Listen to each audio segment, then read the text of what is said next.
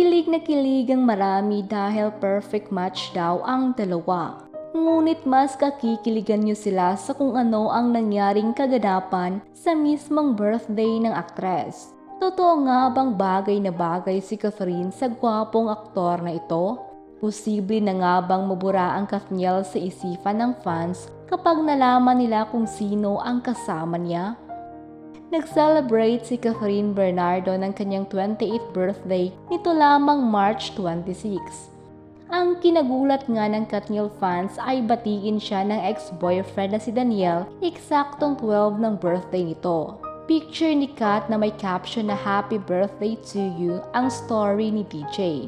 Ngunit tila hindi ito pinansin na aktres dahil hindi ito nakita sa story niya. Matatanda din kasing in-unfollow na ni Catherine si Daniel sa Instagram mula noong huli silang magkasama sa event. Nabokya nga ang kanilang mga fans na magkakabalikan ang dalawa matapos makita ang sweetness ng Kathniel. Ngunit masasabing professional lang magtrabaho si Catherine sa pakikitungo niya sa ex-boyfriend. Ngunit malaking issue ang hiwalayang Kathniel dahil sa hindi inaasahan ng marami na maghihiwalay pa sila ng landas. Dahil mula noon ay talagang nasubaybayan na sila ng marami. 11 years nga tumagal ang relasyon nila na akala ng kanilang mga fans ay mauuwi na sa kasalan. Ngunit lahat ito ay natapos nang ma-issue na ilang beses nagloko si Daniel kay Catherine. At ang huli nga nito ay di umano sa aktres na si Andrea Brillantes. Ngayon ay makikitang masaya na si Catherine at moving on na sa nangyaring hiwalayan nila ng long-time boyfriend. Dinaluhan nga ng kaniyang mga kaibigan sa industriya ang naging birthday celebration nito. Ilan sa mga nakitang pumunta ay mga kaibigan nitong lalaki na sina Joshua Garcia, Dominic Roque, Alden Richards at Jericho Rosales. Ngunit sino nga bang aktor na ito na kinakiligan dahil sa ginawang tila harana kay Catherine?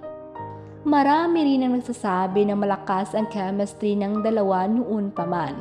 Kaya marami talaga ang kinilig nang makita ito sa birthday party ng aktres. Bukod dito ay may paharana pa para sa birthday girl. Nag-viral ang video ng pagkanta ni Alden Richards at Kakay Bautista sa birthday celebration ni Kat. Nagduet ang dalawa habang pinapanood sila ni Catherine na makikitang na-enjoy panoorin ang dalawang kaibigan. Makikita naman ang pagkahiya ni Alden habang sinasabayan sa pagkanta ang singer na si Kakay.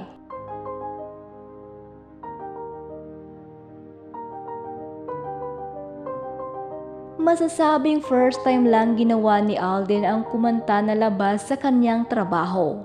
At para nga ito sa kanyang kaibigan na si Catherine.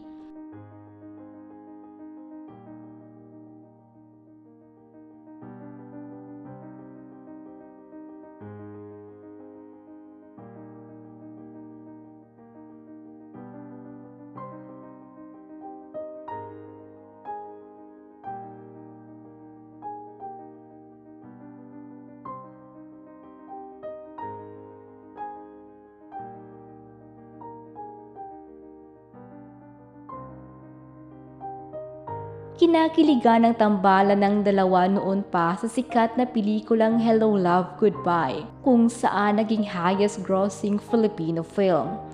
Ngunit naungusan ito ng pelikulang Rewind ni Dingdong Dantes at Marian Rivera. Gayunpaman tumatak na sa marami ang pelikula ni Alden at Catherine. Sa katunayan ay marami nga ang nag-aabang sa part 2 ng Hello Love Goodbye.